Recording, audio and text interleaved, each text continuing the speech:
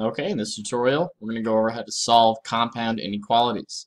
So setting it up as your inequality statement with some algebraic properties, and you isolate the variable by itself as one inequality statement or multiple, especially since they're compound. So in this first one, g minus 12 is less than negative 15. We're going to solve by getting rid of this 12.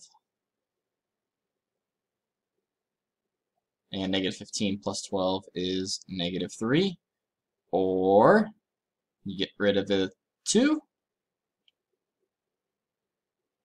So you get g is greater than 17.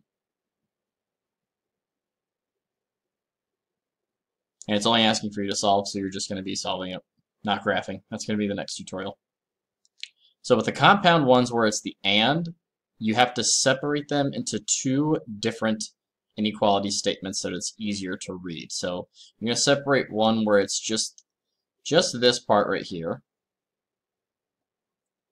So you have negative 8 is greater than j minus 8. And then you're going to have another inequality statement that separates this part right here.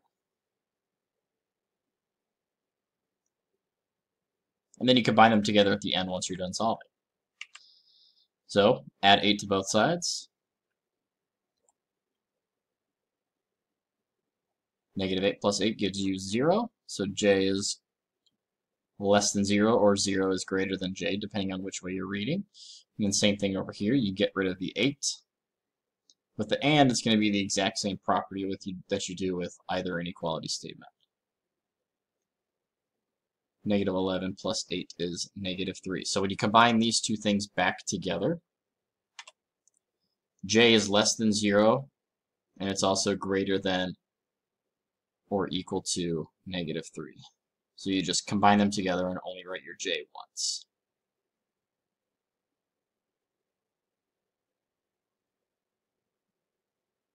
And that's it.